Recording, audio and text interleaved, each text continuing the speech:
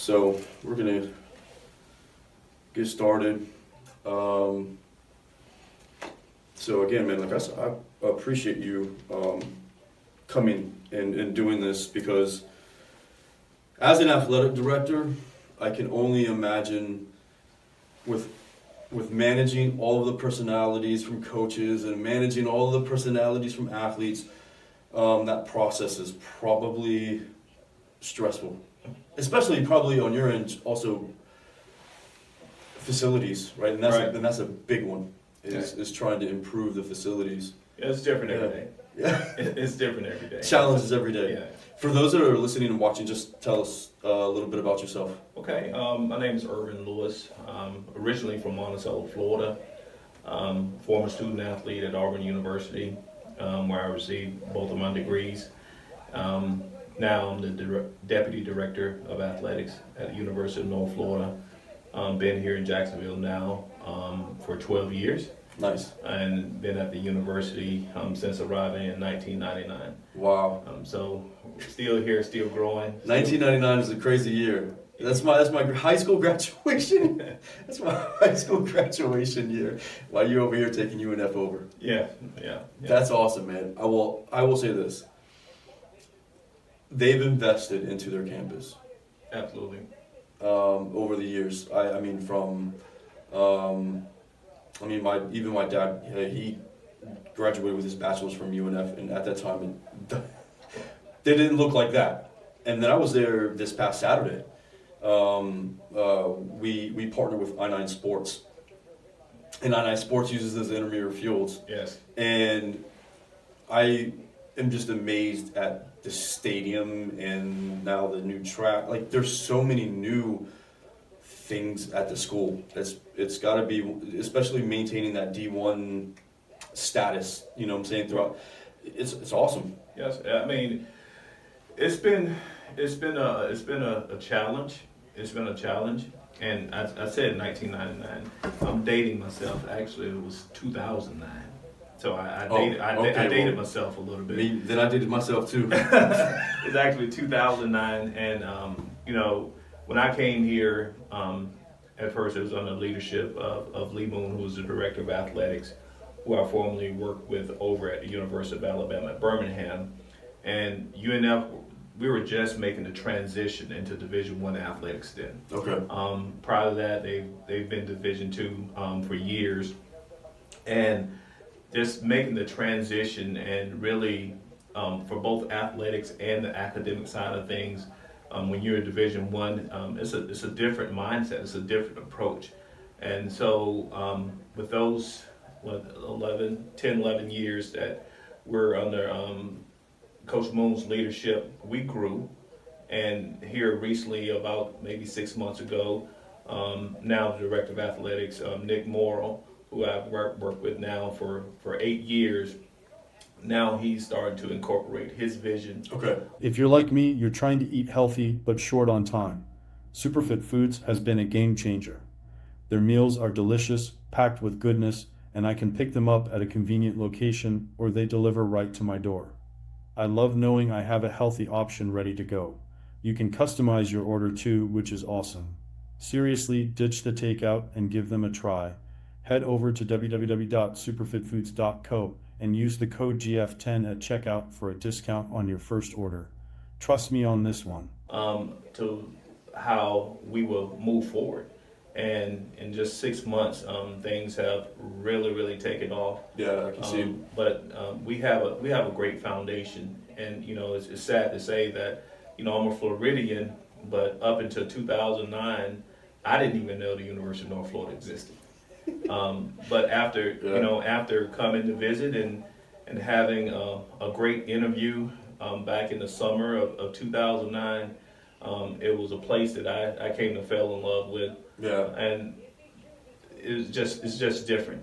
Here, I first had the opportunity to see student athletes be students. Yeah. And really be thankful for what they're given and the opportunity that was ahead of them. So that's what kind of makes the University of North Florida unique from an athletic standpoint. It's ironic that you said that. because I was speaking to a former student that works with I-9 Sports, and he graduated from UNF, loves UNF, and said one of the reasons why he chose UNF over FSU or University of Florida was that there was two reasons. One, it was closer to home, but two, it was more personable. Absolutely. He was able to have a first name basis with John Delaney, right? Delaney, as the president of the campus, and because he just felt all of this, like he felt connected, and I can assume that the student athletes that are there feel the same way. Yes, it's ironic that you brought that topic up. I was just on a Zoom call last night with a group of student athletes. We're constantly trying to find ways to become better, as a staff, as a department, as student athletes as a whole. And that topic came up, about growth and the mindset that we have. And, one thing that I shared with them is that, we have to continue to be united, but uniquely UNF. We have a niche. Yeah, we have a right. niche here, and I've worked at the Power 5 institutions, and they serve their student athletes well. They have some things that we don't have, of course, here at UNF. But I wouldn't put the experience, and I wouldn't put our staff below any of the school in the Power 5, because of just that connection. It's almost an advantage. It is, but it's really about your value and really how you see things and how you want to work. See, some people are intrinsically motivated to work at those Power 5s and be a part of that process, and which I've had that experience, and a lot of our staff have had that experience. But at UNF, it's different, because you could have those first name basis conversations, the first name basis relationships, and that's what really matters to me. Being able to empower our student athletes to truly be the best version of themselves, but being able to sit back and see that, that they live it out. And side note, it's almost, it's hard for me, I don't want to compare it to you, but I think I'm going to allude to Bishop Snyder, right? Absolutely. Mm-hmm. Where it's a way smaller campus. Right. But it is that personal connection that some of those smaller campuses bring along, where opportunities rise a little more, exposure, is a little bit more. So I can see we're having a smaller, not that UNF is small in comparison to any, the other universities, but just having that personal connection through, would say, another student is probably going to refer, hey, you should probably, transfer. You should probably look at coming to, if they're a high school student and they're trying to decide, UCF, UNF, a local school, that UNF is probably on their list. And it's probably a hard choice not to not go. One, they're local, but two, it's having that connection that you can kind of build on, because there's probably also a portal outside of, like, I've got this connection at UNF, and now it's led me to my next big thing. Absolutely. Yeah, I can see that. Yeah, it does happen. But my recruiting pitch, I used to work at the University of Georgia, and I worked with football and recruiting. I worked in academics, so we're recruiting all the time. Back then, that was 2003 to 2007, and I still use the same pitch that I used in 2003. Being a former student athlete myself, is to take athletics out of it. Just remove yourself from athletics, but because at the end of the day, per NCAA rule, we are only allowed 4 hours a day to spend with the student athlete. Last time I checked, it's 24 hours in a day. And so the reason I tell them to take it out is find a place that you can go, that you can connect, and you can spend, 4 or 5 years there without athletics. If you can connect and you can spend 4 or 5 years there with the people and having a personal connection with the university per se, then that may be the place for you, because you're going to have ups and downs as a student athlete. What a gem. Yeah. So if you take that out, you find your place. What a gem. I hope you guys are paying attention. Please tell me you guys are paying attention to that.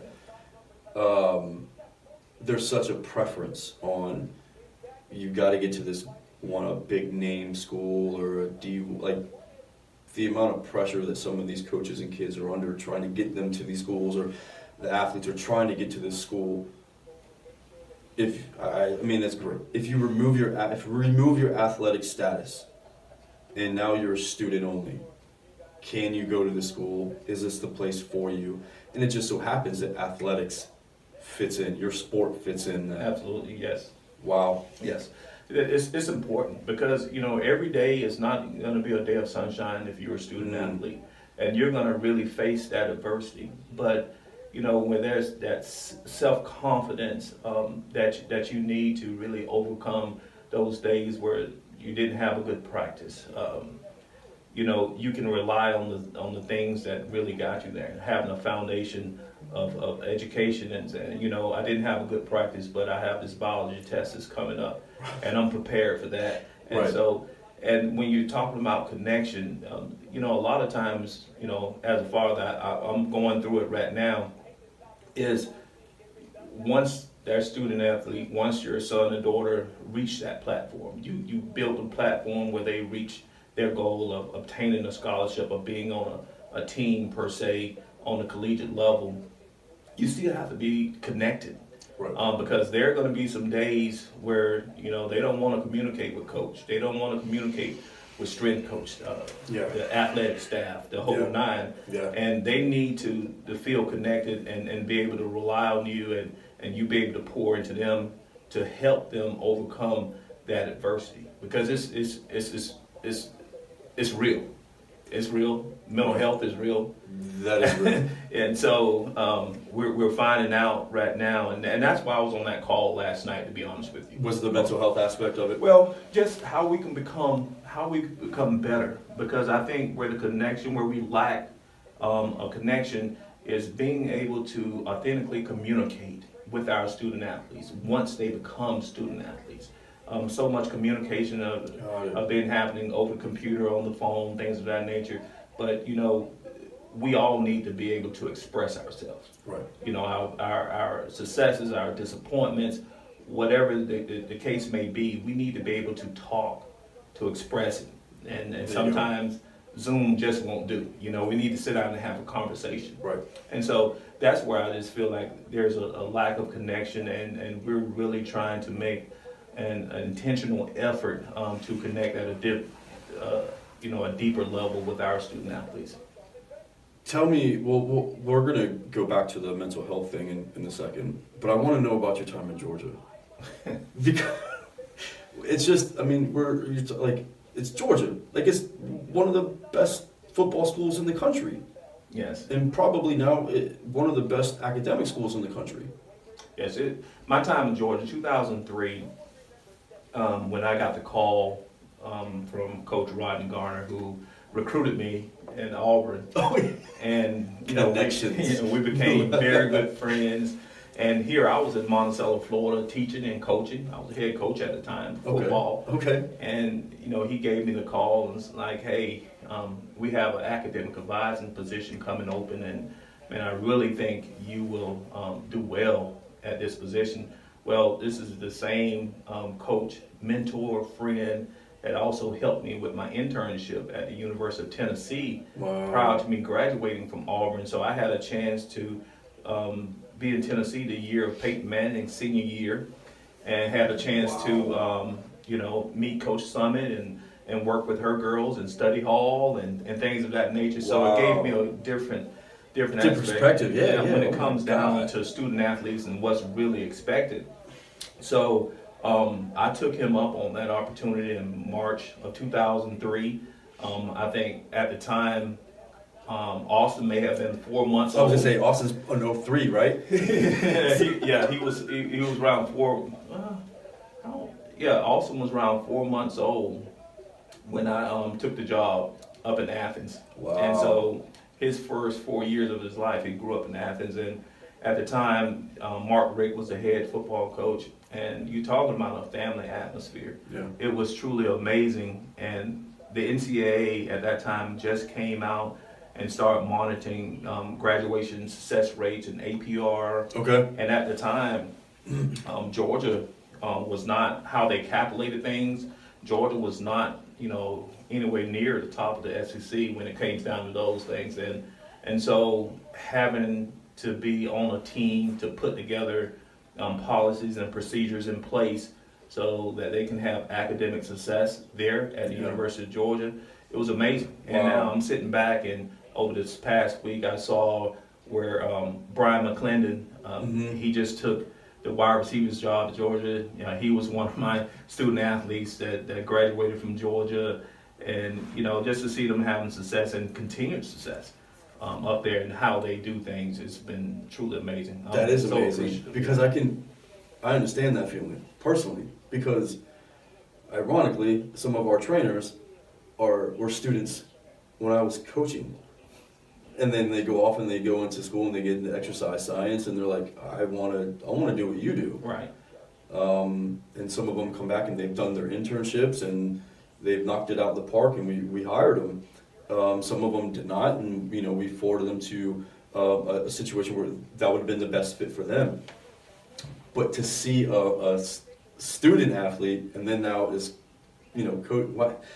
it's like you're living your dream. You're going through it. You're staying connected. You're still within Georgia. You're giving back. You're providing more opportunities. You're probably taking learning lessons that you learned as a student athlete. Now you're applying it to this generation. Absolutely. And this is something that I want to touch on, because, and this is kind of circled back into the mental health, is how do we connect to the kids today versus the way we connect 15, 20 years ago, from whether it's a recruiting process or even just as a student. Because I think there's a disconnection somewhere. Now, whether it's because they're online so much and they're not communicating and using those words, are they becoming emotionally stunted? There's just a difference, right? I've seen a difference in the past 7 years where athletes would be more inclined to go work out versus being told to go work out. Right. I think it comes back to really just being totally transparent and honest in all communications. What I see right now is a ton of athletes that are just truly just entitled, because people have told them along the way a lot of what they would like to hear and how good they really are and things of that nature, and not have been totally just honest with them, transparent, and tell them what they need to know. A lot of smoke. And yes, it blowing a lot of smoke. And so what we have, i.e. the portal system and things of that nature, that is really attacking college athletics, and it's here to stay. We have a lot of student athletes who've been given a lot of surface love over the years, and they haven't been told the truth. Right. And the truth is that, first you got to be great at where you are and what you do before you look across that fence. Wow. And if you're not willing to really sacrifice something, then you get what you get. And it's an everyday grind. You can't switch the flip the switch and all of a sudden you're where you want to be because that's where you was in high school. No, it's an everyday grind. That's right. You're not getting the same love that you were in high school because your high school coach or your club coach were just not authentic with you. Your parents may have not been authentic with you. Right. You're a child, and Sure. that's, as a parent myself, I kind of pride myself on that, and I love my boys. I love my boys, but it's oftentimes, dad is going to tell you what you need to know. We are the hardest critic. Yes. Yeah, my son will tell you. Yeah, you're going to tell you what you need to know. Right. And mom is going to tell you what you like to hear. But you got to be smart enough to decipher in between and where you need to go. But, but some of the, I think just being real with kids and having that conversation, and they will listen, even if they act as if they're not listening. They're hearing you. They're hearing you. Okay. They're definitely hearing you. One of the things we try to hammer in the, especially I'll just say weight room, right? We're communicating in the weight room.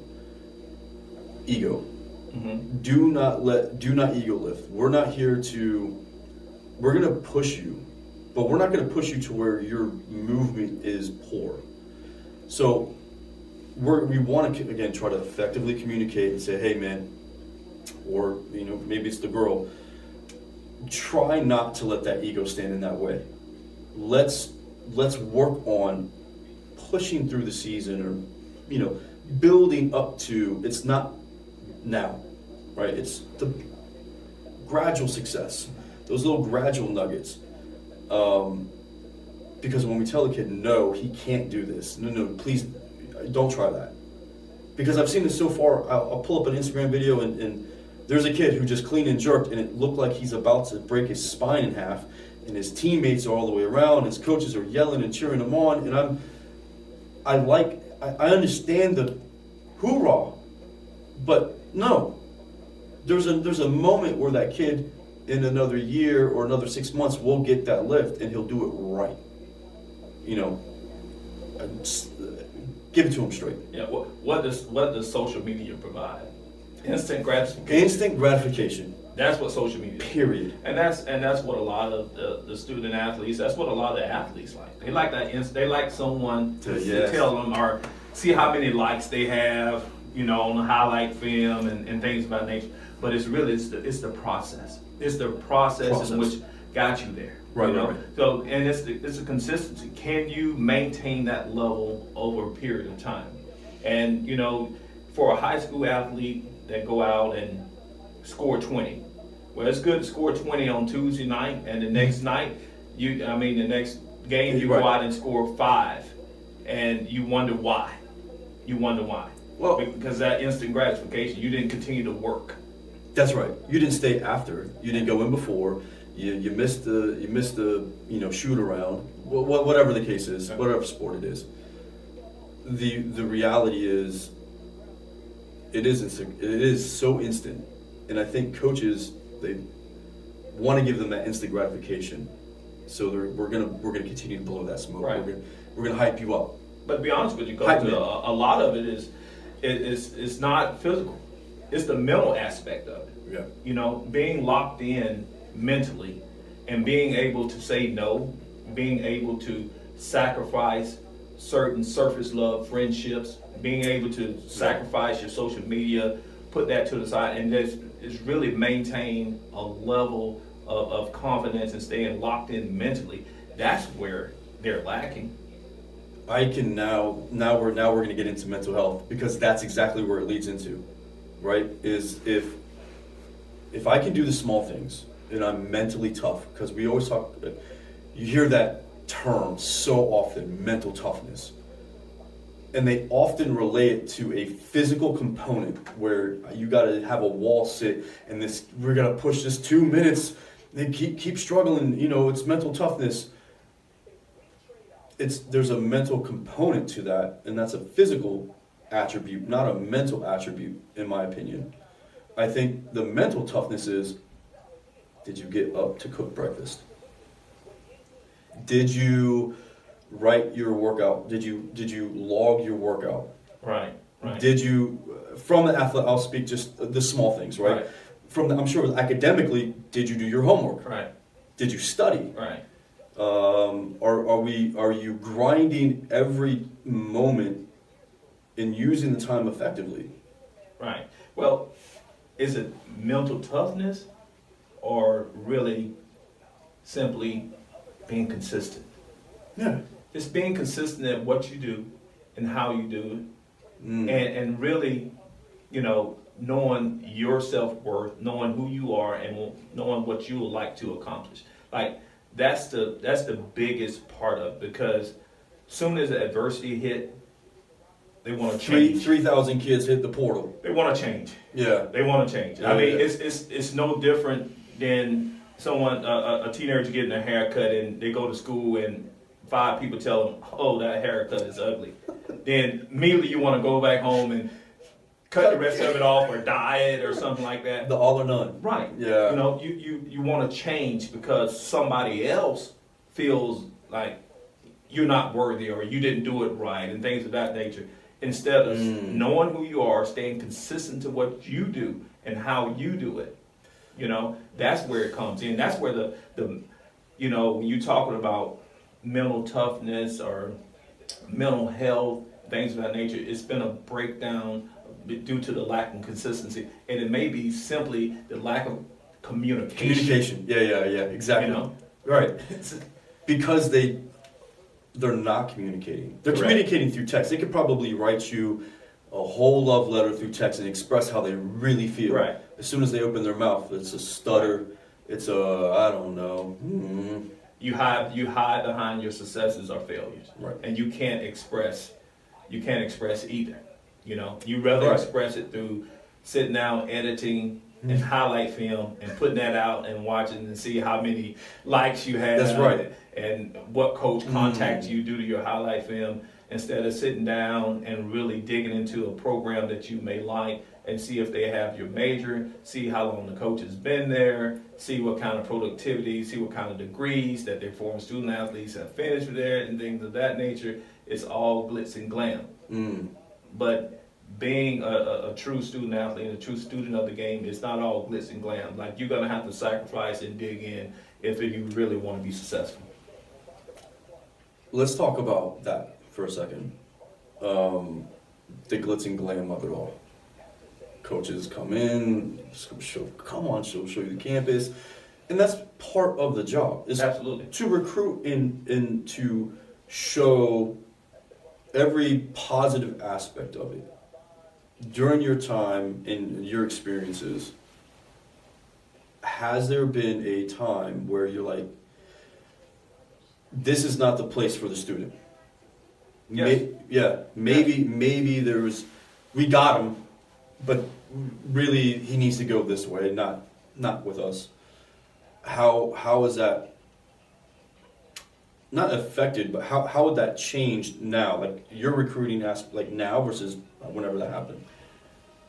You know, when I was being recruited, I didn't have any older brothers or sisters that went through the process Right. before me. You know, my parents.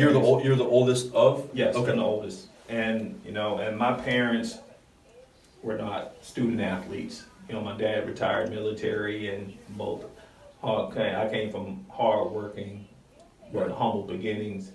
So no one did it before me. And Pathway of was course, not clear. No, it wasn't clear at all. And, and I was amazed, first time ever flying by myself. To be honest with you, Coach,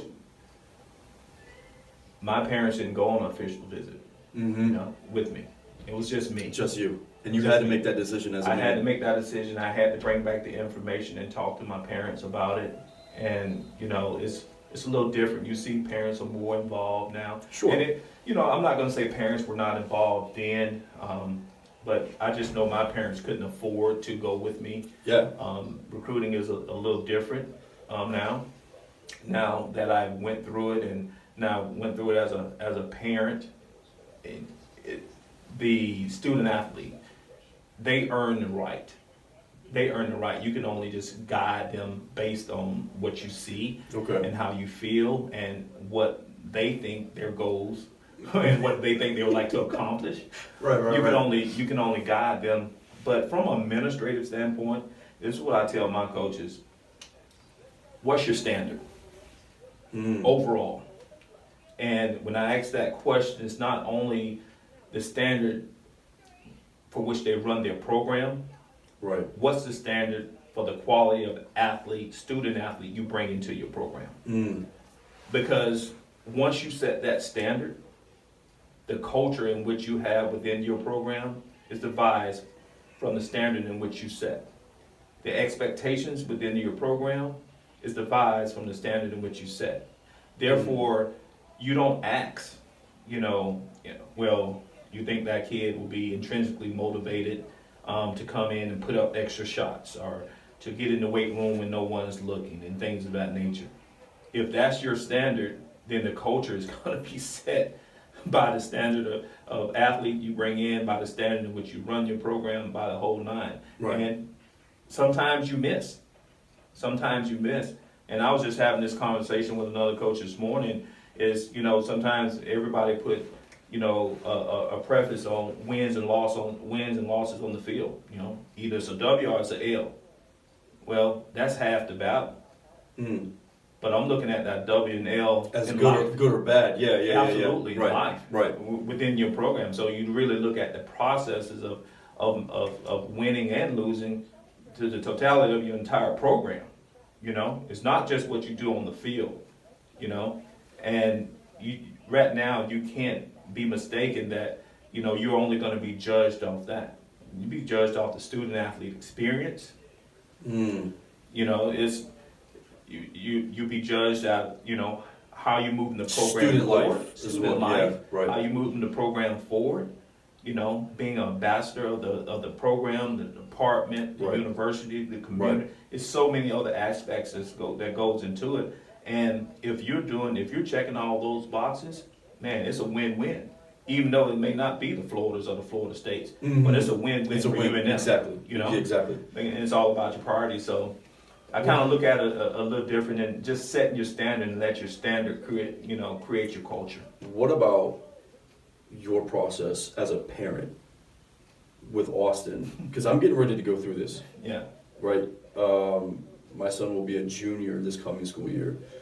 And every sport obviously has different recruiting, the ways that they recruit, and times that they'll talk to kids, and everything's pretty much standard in that arena. But, how was that process? Was it challenging? Was it stressful? Was it how much different was it when you went on your official visit to Auburn, and then going to all of these other schools and traveling and AA? How was the process? Did you find it frustrating? I'll ask you that. I did find it frustrating. Yeah, I do. Because sometimes, kids, even Austin, you have these lofty ambitions and goals, Mm-hmm. but you kind of tell them to take a step back and really analyze: are you being realistic to yourself? Are you doing the things that you need to do Right. in order to get there? And that's you got to look at the entire picture. You can't look at just, am I in the gym or am I working out? Yeah, right. For me, it's a little different. Being an administrator, working in it all day, like, you have to check all the boxes. Education, we're never going to question that. You have to do that. Right. Getting in the gym, that's on you. If you need to come and work out ground for us, then you tell me. Dad will pay the price, but Right. Dad is not telling you or asking you to go. That's right. And so you go back and look at, what are you willing to sacrifice? And really, I'm gonna throw something out there. People don't understand it, but I kind of applaud Austin, and I never told him or picked or chose friends for him. But you got to surround yourself with people that's going in the same direction as you. Come on. And This is a big one. as a parent, that's something you worry about. That's Right. something you think about often. Right. But he was pretty selective about the people he surrounded himself with, and the friends that he made there at Bishop Snyder. Those are his guys. Those are the same guys that he talked to almost weekly and things of that nature. So I'm proud of those choices. But, I didn't give him a false sense of reality. Like, you're better than what you So-and-so, are. right, yeah, this and yeah, that. yeah. No, you're going to get what you're going to get. You just grind. Keep your faith. Things are going to work out for you, and you're going to wind up where you want to be. And so far, it's so good. He's at Savannah State. Right. He made the dean's list academically as his first semester. And, I was having a conversation. Shout out to Austin. He's going through a little adversity. He's not playing as much as he want to play right now, and this is the first time ever that type of adversity has hit him. Mm-hmm. And so, my thing is maintaining your mental. Just staying locked in, so whenever your time comes, you'll be ready. And so here it is on a Saturday night. This past Saturday night, it was after 9 o'clock. I called him just to check and see how he was doing, because I know they had a game and he didn't play, and I just called to just check on him and say, "Hey, bud, what are you doing?" "Oh, Dad, I'm in my room. I'm doing homework." My heart couldn't be any more overjoyed, because what we talked about earlier, some things you say and you're constantly preaching, they're listening. Yeah. They're listening, even though the look on their face at the time. Or a little bit of back talk. Or Yeah. whatever. Yeah. But they're listening. The So, question. no, I really, as parents, the only thing we can do is provide a foundation, Yeah. and then let them tell us what they'd like to achieve, and you just try to give them advice and let them know that, hey, you're 18, you're gonna have to go and spread your wings, and whatever you get, you're gonna get, and you're gonna earn it. Well, I will say this. Personally, working with Austin and knowing Austin for 4 years now,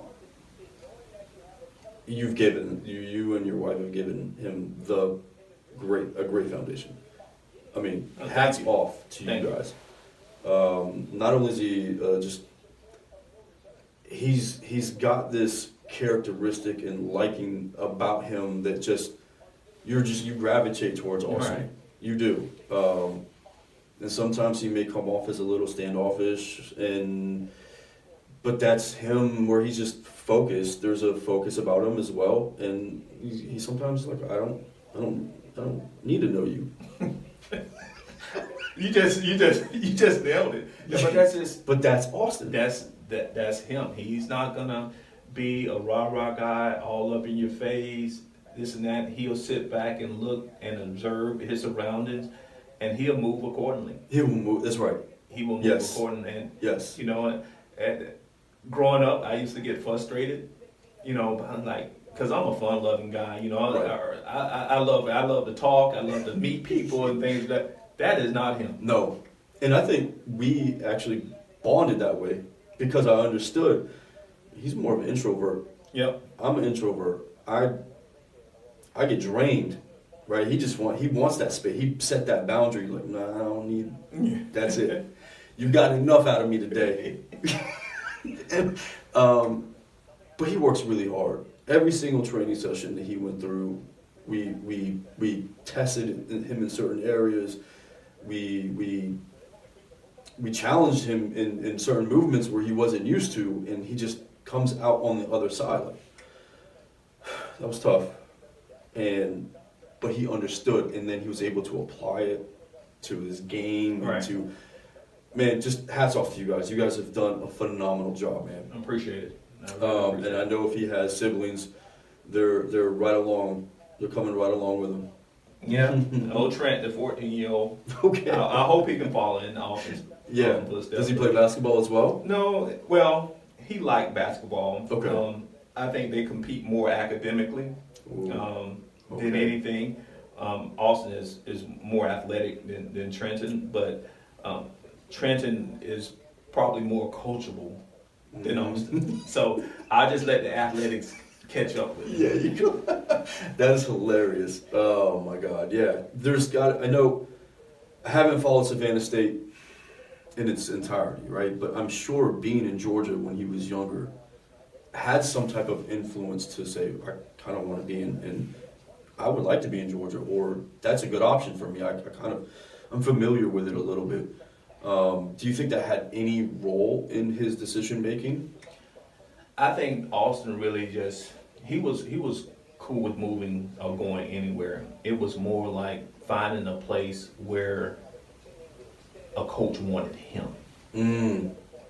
Not so much trying to fit in. Just finding a place where a coach really Love wanted it. him, and that was more important to him than anything. I love it. Of course, mom and dad may have in their mind where they think he should go, but at the end of the day, he earned the right. He earned the right to be recruited. He earned the Right. right. He made the grades, and I wanted for him to go where he was most comfortable. Right. Well, kudos to Austin. He's done a great job. I know he's going to continue to do great things, which is great. Thank you. I want to talk about, we talked about recruiting and the frustrations as a parent. And there's frustrations as an athlete. But I think it's because that perception again is, well, I didn't get accepted into XYZ school. Am I as good? Maybe I'm not as good. Maybe it's an academic thing rather than an athletic thing. They just couldn't get in. They were not accepted. Can you walk us through like the process of being an athlete? You're a senior in high school. What boxes need to be checked for you to be the most recruitable? Because essentially you're a product. What product do you need to put out? Being a senior and a student athlete is being recruited. First and foremost, you need to be real where you are academically. Okay. Did you do what you needed to do back in 9th, 10th, 11th, and 12th grade? That's first and foremost, all right? Right. Then that next box need to be the social aspect of it. Okay. You know, are you of quality? You know, have you made the Your right characteristics. Absolutely. Okay. Character Right. character is of the utmost importance. Do you check social media? Absolutely. See? You have to dive into social media. Okay. You have to dive into the friends who they follow. You have to dive into teammates who they follow. And you know, for coaches, I've heard because I've heard some of our coaches say, you know, this prior to COVID, you know, when they go to tournaments or go to recruiting, things of that nature, you know, they want to sit back and watch the kid, but more so they're sitting back watching the parent. How the parent is reacting to their kid, Mm-hmm. you know, how the parent is reacting to other kids on the court and plays being made. Are they talking about other people's kids? Yeah, absolutely. It's a whole nine. How parents are reacting to their kid not playing or being pulled from a game. Vice versa, how the student athlete responds to being a good teammate. Right. You know, while they're not playing. You know, if they're going to be a me over we, or they're going to be a we over me type kid. Things. Right. Now, notice we haven't even got to the athletic side. Not even close yet. You know. No. You got to be a player. There's no doubt. You got to be a player, but you got to be a player to fit within their scheme, within their culture, things of that nature. Realizing that, you know, regardless of how good you think you may be, that somebody is sacrificing and working just as hard as you, and then they may check some boxes that you are not checking. And that's huge. Like, scholarships are 1 year renewable. 1 year renewable. And so what makes you undeniable? That's what it Where comes they down will pull your scholarship. Absolutely. You know, you gotta be able to check out boxes. But coming out of high school, Right. if I'm being recruited, when that coach comes into my guidance office or my coach's office or the principal office or whatever, Right. I want to be an undeniable choice for them. Undeniable. I'll let my character, I'll let my academics, I'll let everything about me speak for me before you turn on my film. That's great advice. The film is the icing on the cake. Right. But there's so many things that are going on surrounding the student athlete, surrounding scholarships, surrounding programs, because you're only going to get so many scholarships. Each department, whatever level, the NCAA set the level. Right. Now you're fighting this beast Of how many 12 scholarships or 11 and a half best characters can I bring together? I call it the Belichick rule.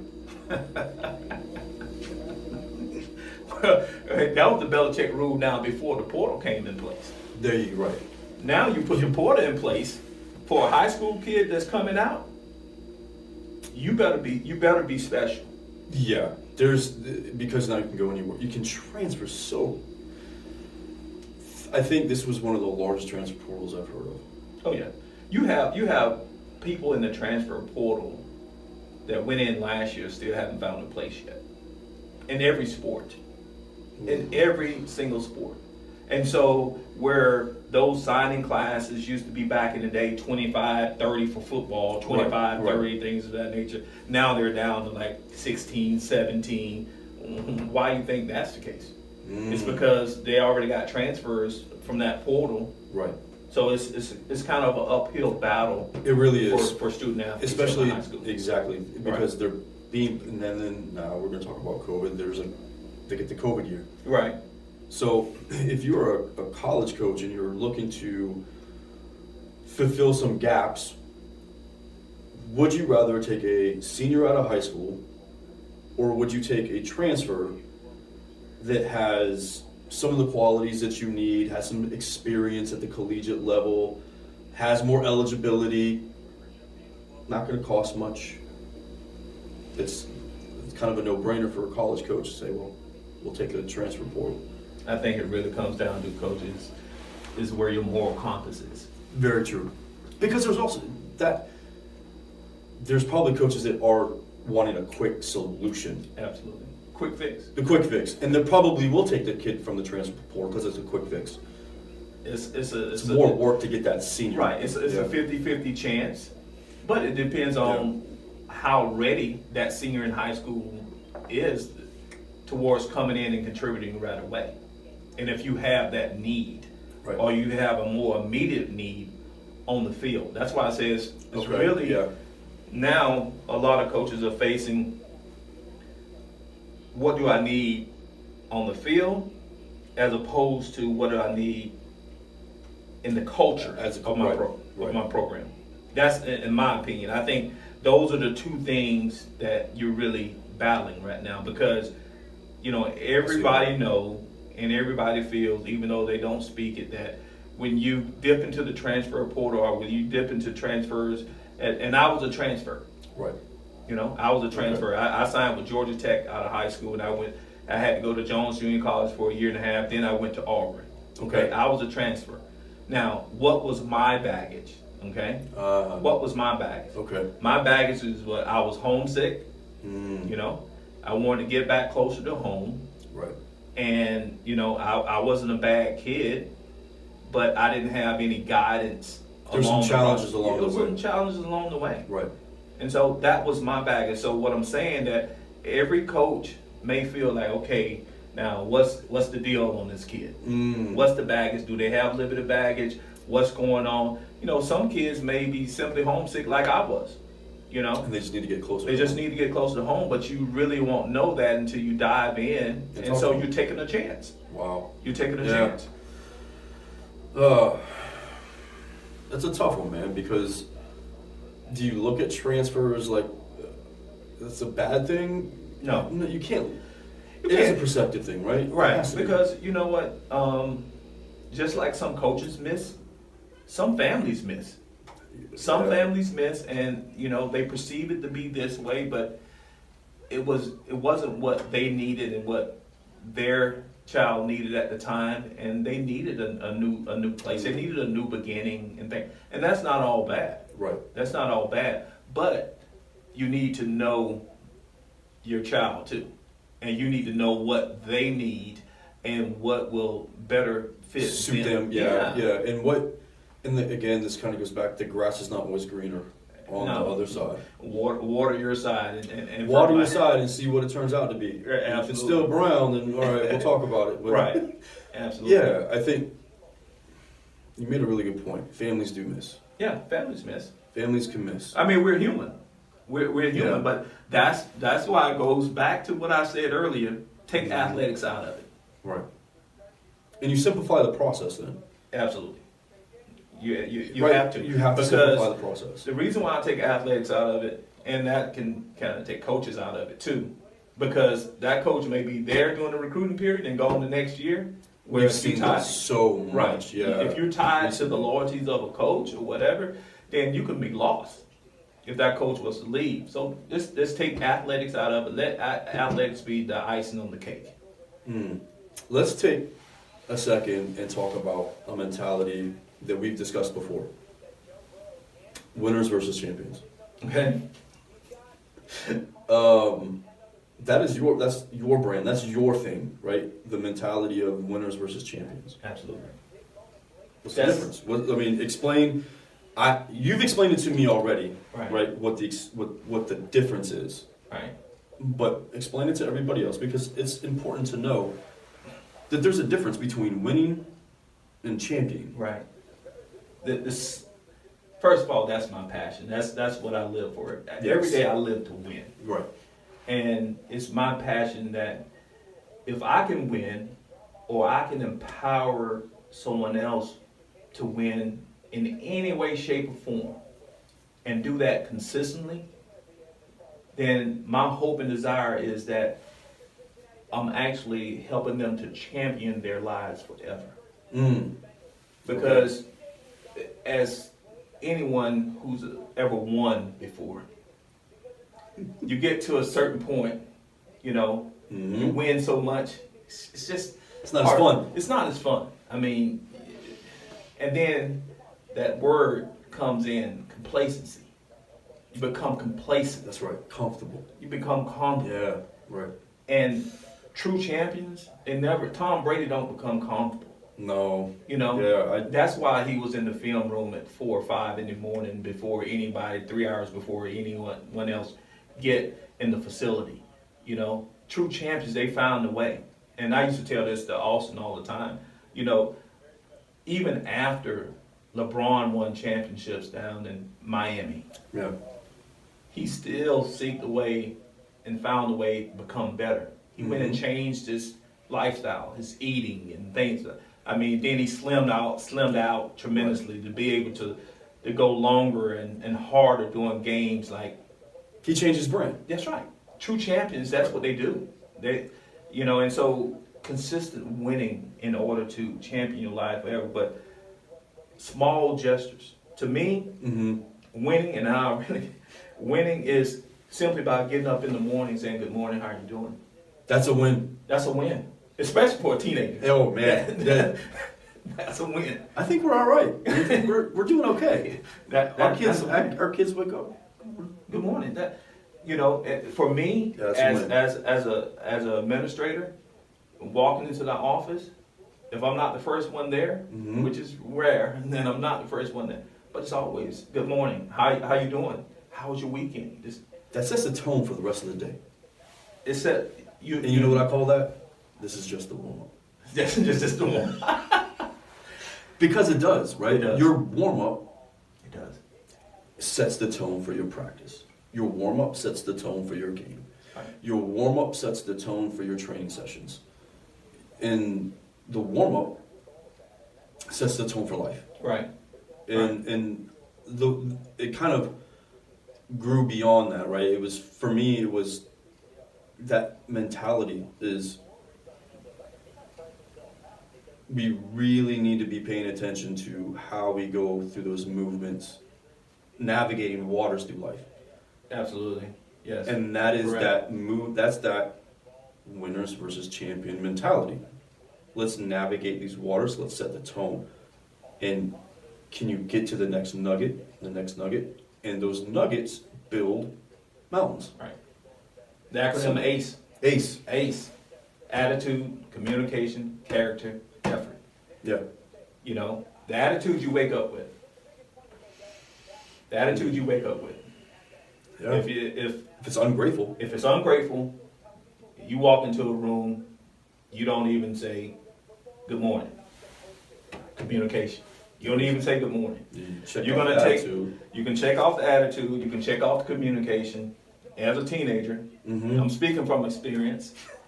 You take that same attitude to school. All right? Character. You're probably going to sit in the back of the classroom, really not, you may not cause any trouble or whatever. Disengaged. You're totally disengaged. Right. So questionable character. Right. Not saying that you're going to be disrespectful. No, you just disengaged, don't want to have no parts or whatever. Therefore, it's going to feed into your effort. Could care less. You can care less. You're gonna do the minimum. Mm. So I remember that acronym came up. I think Austin was about in 6th or 7th grade. Okay. I used to tell him, "Hey, be my ace today." I still use Yeah, be of my course. ace. Of course. Attitude, communication, character, and effort. And that was part of what I used with my winners versus champions. Because if any one of those are lacking, it's going to impact the next. Right. It's going to impact the next. And as parents, we got to check ourselves now. Yeah.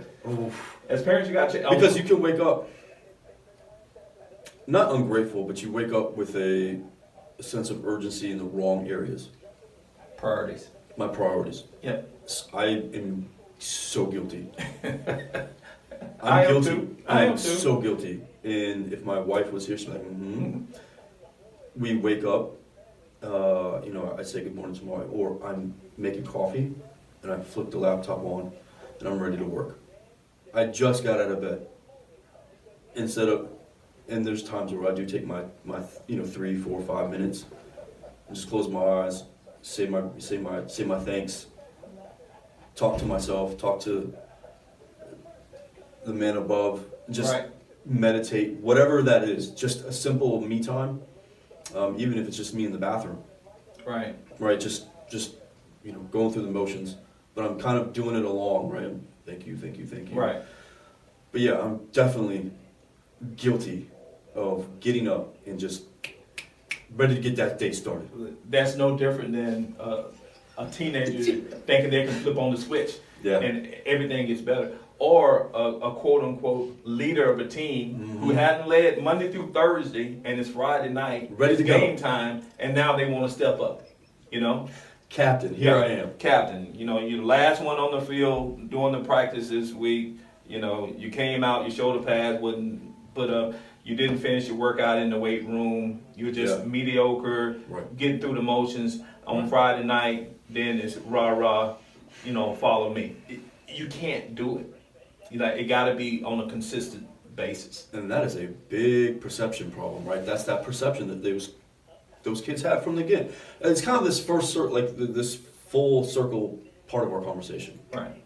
where kids are having a hard time today understanding who they are and what they really are. Where do they stand in the pack, amongst their peers? Coach, it's surface love. Surface love.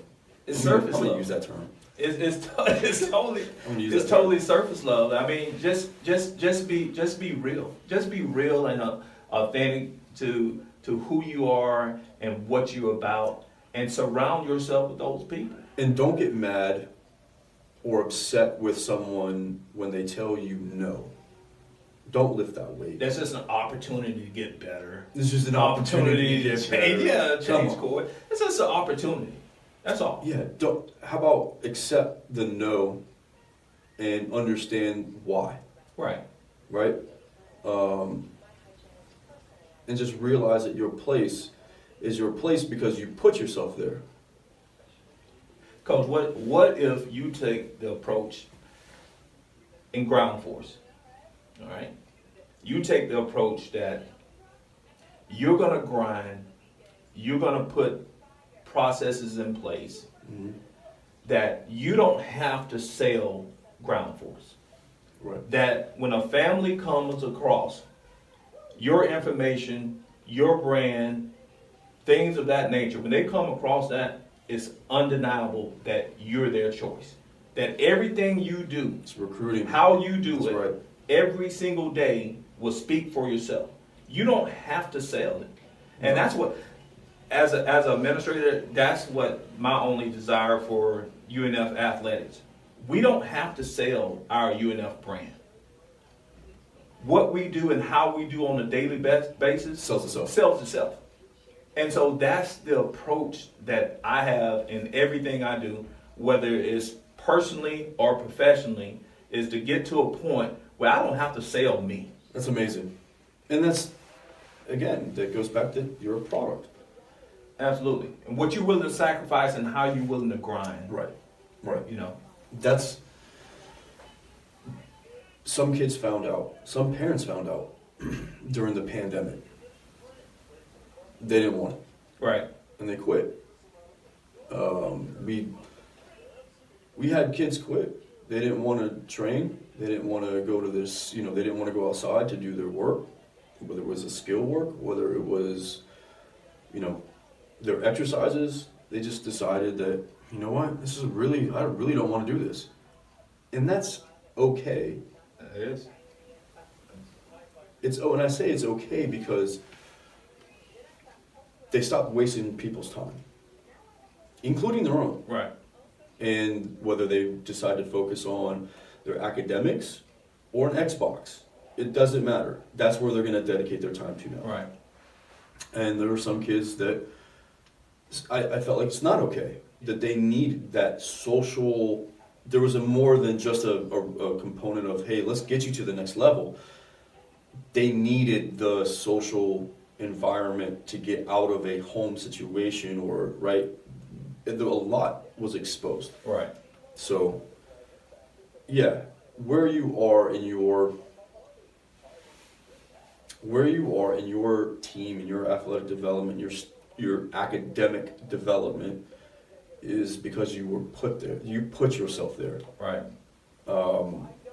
There's opportunity.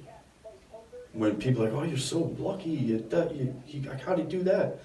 Well, opportunity is, what do they say? It's or luck is opportunity and preparation equals luck. Or, Yeah. Well, if you're consistently preparing yourself, Absolutely. opportunity, once it arrives, you're lucky.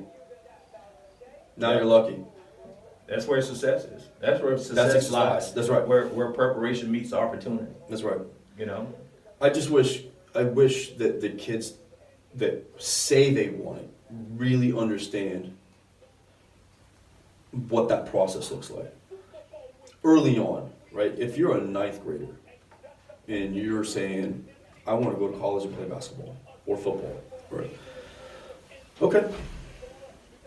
Then you need to start visiting. Let's have a program where schools can take this and say, this is what the recruitment process looks like. Early on, and some kids may say, no, I'm good. I don't want to do that. Right. Maybe it's really not what I want to do.